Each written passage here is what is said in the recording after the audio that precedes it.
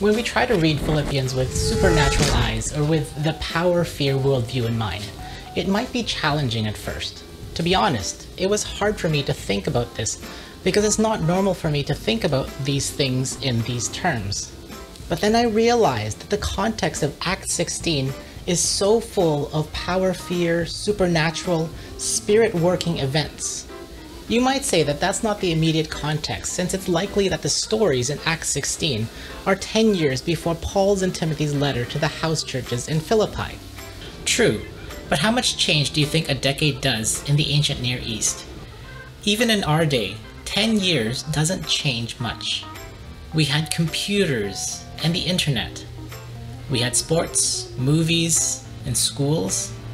We even had the same problems 10 years ago.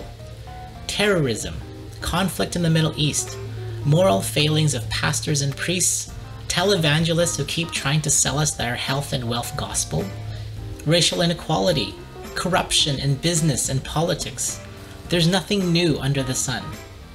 We can grant that there were probably some changes to the cultural context and the socio-political environment, but not a whole lot. Thus, we can learn a lot from Paul's missionary band's experience in Philippi in Acts 16.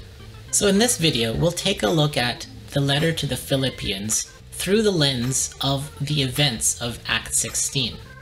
So before we get started, let me just introduce myself. My name is Jose, and through Global Semester, we've created videos to be able to help and walk with you to become better cross-cultural representatives of King Jesus, both locally and globally. We've created videos on missional engagement, which you can see in the links above. And we've also started to create videos on worldview, which allows us to better understand culture, as well as to gain cultural fluency and intercultural competence. So check out the videos above again, as well as the other readings of Philippians through this missiological approach that we're calling as the first approach to be able to understand culture. And in this approach, we've looked at Philippians through the innocence-guilt worldview, through the honor-shame worldview, and now through the lens of a power-fear worldview. So if you're new to this channel, consider liking and subscribing and hitting the notification bell to be able to see when we release new videos throughout the year. So as we go through this, there's a few things that I need to do. So if you join me and walk with me, and we'll see what we can do. In Acts 16, Paul is on his second missionary journey, along with Silas, Timothy, and possibly the physician Luke, who is the author of Luke and Acts. So the first supernatural thing that happens is that he gets this dream, right? And there's this vision of a man from Macedonia, which is the region where Philippi is, and this person asks him to come and help. And so when he wakes up, this compels him to make preparations to go with his band to Macedonia and eventually to Philippi.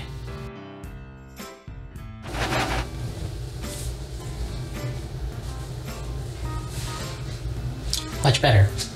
So the second supernatural thing that happens is that while they were in Philippi, they encountered this slave girl, right? And she had this power called divination, which kind of means that she can either tell the future, or tell someone's fortunes, or tell some truth about a person or a situation. She's the kind of person nowadays you would want to invest in stocks with, or bet on horse races, for example. So every time Paul and his friends passed by, she would cry out and say these things. "These are the servants of the Most High God, and they proclaim to you the way of salvation." So if this slave girl was telling the truth, why wouldn't Paul just allow her to keep saying that and saying that to gain more followers? Because apparently she's an influencer, right? But no, Paul did not want the message to be tied to pagan practices like divination. Paul didn't want the old practices of the supernatural or the old ways to kind of affect their new faith in King Jesus.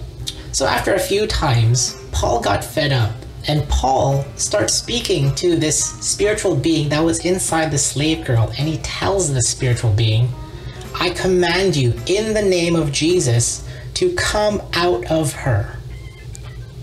And lo and behold, the spiritual being came out of her, the demon or whatever you want to call it, and she was set free. Now that's a good thing, right? But the masters of the slave girl did not like it one bit. Paul and his friends basically took away their source of livelihood. This slave girl is useless now. And so they got so angry that they were able to put Paul and Silas in jail. And presumably Timothy and Luke and his other friends probably got away, or they weren't even in that area. Okay, quick break. Much better. So the third supernatural thing that happened in Acts 16 was that while Paul and Silas were in jail, and while they were jamming it up and singing hymns of praise to Yahweh, and the other prisoners were singing along with them, there was this huge earthquake that shook the foundation, that shook the prison. And it was shook so much that even their bonds, whatever it might have been, had come off of them. So the Philippian jailer just panicked because these prisoners were his responsibility. And he thought that earthquake was so huge and so powerful that the doors had opened and they probably had gone out. So he was about to kill himself, right? Which was the honorable thing to do at that moment, because otherwise those responsible over him would probably punish him or kill him regardless. And so he was about to kill himself when Paul and Silas came up to him and said, "Stop, don't do that. We're all here. See, look, here's Silas, here's Yonah, here's Abdullah, here's Abram, here's Elisha." And so the Philippian jailer, he was astonished. This is not normal behavior for prisoners, in fact. And so this encounter was so powerful for this Philippian jailer that he asked Paul, what does he need to do to be saved? And Paul says that he needs to put his trust in the Lord Jesus, who is now the new king, the Lord of Lords, the King of Kings, and the Caesar of all Caesars. And then this jailer invites Paul and Silas into his home and offers them a meal, as it is the custom there. And so while they ate, Paul probably talked to them about Jesus, his life, and who he was, what he had done, and as that he was the promised anointed king over Israel. And so by the end of the meal, by the end of their visit, the Philippian jailer and his whole entire household, that would be his wife, his children, his in-laws, his parents, his slaves or his servants that were there, this is the household, this was the oikos that would have accepted Jesus as their king and Lord. So then he and his household were baptized as a symbol, as a sign of their transferring allegiance from Caesar, the Roman Caesar, this man, to King Jesus, this one who had just saved the world and allowed people to become part of God's kingdom and part of God's family once again. So this was the context of the Philippian church, the Philippian house churches, where supernatural occurrences, these power encounters, were what led them to become followers of Jesus. And although these might seem extraordinary to us because we don't hear them that often, these were normal for them. They weren't even fazed by it. So something in their cultural worldview, whether it be Jewish or Greek or Roman, had prepared them to become witnesses to these unexplainable things. Now, when we read the letter to the Philippians, we can pick up on some of these power-fear language that Paul uses in the letter. So when Paul prays for them in Philippians 1 verses 3 to 11, he's not just hoping or wishing these things. He and the Philippians actually know and believe that these things are true and will happen because they know that Jesus is king over all things. That's why when Paul prays in Philippians 2:6, he who began a good work in you all will bring it to completion at the day of Jesus Christ. This power then translates to confidence and boldness. First to Paul, that even though he's in prison, he has confidence that the Spirit of Jesus will be able to deliver him from his circumstance. Then this boldness is transferred to other followers of Jesus, wherever he might be imprisoned, likely Rome, that they are no longer afraid to bear witness, that they're able to speak their account without fear, it says in Philippians 1:14. And so Paul urges the Philippians to live their public lives worthy of the gospel of King Jesus, and to stand together in unity, and not to be afraid of those who oppose them or persecute them. And Paul caps it by saying that they're all engaged in the same conflict, with the tacit understanding that their struggle is not against human beings, but against the spiritual forces and the powers in the heavenly realm, in the supernatural world, echoing Ephesians 6:12.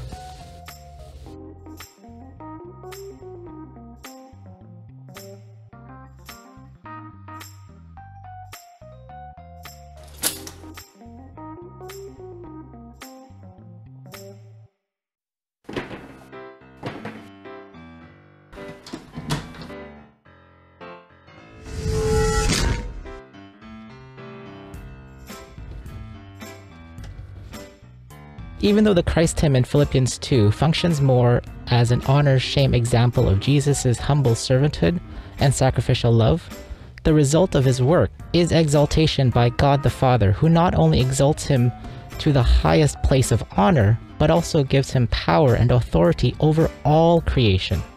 As a result, the Philippians' loyalty to this person of ultimate power must lead them to take seriously, with fear and trembling, this outworking of the salvation that they just received, in order to become beacons of light as already adopted children of God. And it's this loyalty to the powerful King Jesus that should keep them from being persuaded to turn back to their pagan ways. And although it's most likely that the people that Paul calls the dogs, the evildoers, the mutilators of the flesh, are likely Judaizers like they were in Galatians, in light of the context of Acts 16, it is also possible that these influencers could also be people leading them back into their old ways of divination and other pagan practices. And it's not so much an either-or situation, but more likely a both-and, because Jewish practices and belief already incorporate the honor-shame as well as the power-fear worldviews. What is uncertain, however, is whether or not these were Gentile, pagan practitioners who still exerted power and influence over their former members. This is probably why Paul writes that it's no trouble for him to keep writing this to them, and to keep reminding them over and over again, as in Philippians 3:1. Transforming worldview takes time and it takes repetition. In a previous video, which I've put a link up here, I've mentioned that West African pastors in their sermons often repeat over and over again for people to turn away from their fetishes, to turn away from their old animistic practices and beliefs, and that they need to turn away from it because that's their old way of life. They need to close the door on that previous way of life, and they need to move on and walk into the light, into the new way of living. But even after years of being followers of Jesus, they still need to be reminded, because it's the life that they were used to, and it's the life that they used to live.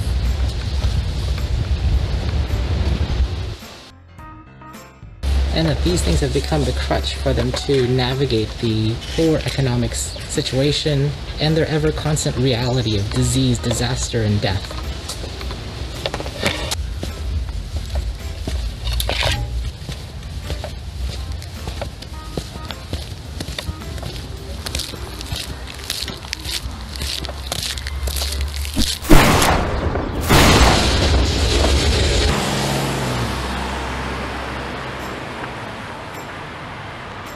And finally, Paul talks about the resurrection from the dead, a common Jewish understanding that in the day of the Lord, all the dead throughout history will be raised to bodily life. Paul talks about first comprehending and apprehending this bodily resurrection of Jesus in Philippians 3:10. Then he talks about living his life in such a way as to press on towards the hope and promise of his own bodily transformation. From a lowly body to a glorious body, like Jesus' new creation body. His own transformation will be through the power that enables Jesus even to subject all things to himself. And this transformation is available to all faithful followers of the mighty King Jesus. It's because of this power and promise that the Philippians do not need to go back to their old ways, to their old way of life, or be lured by others who would take them away from the King who has ultimate power and authority. And it's also because of the ultimate destiny of bodily resurrection with Jesus that the Philippians should continue to be a community that displays the example of Christ to the onlooking world, as I've talked more extensively in this video. Whatever conflict that they have needs to be resolved, because disunity has no place in the kingdom of God. They should continue walking and working together towards unity, interdependence, and active participation in the kingdom of Christ.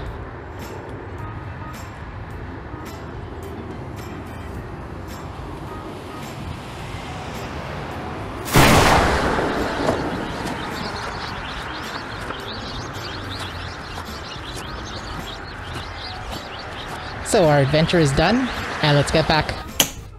In the next video, I'll make some comments about the supernatural.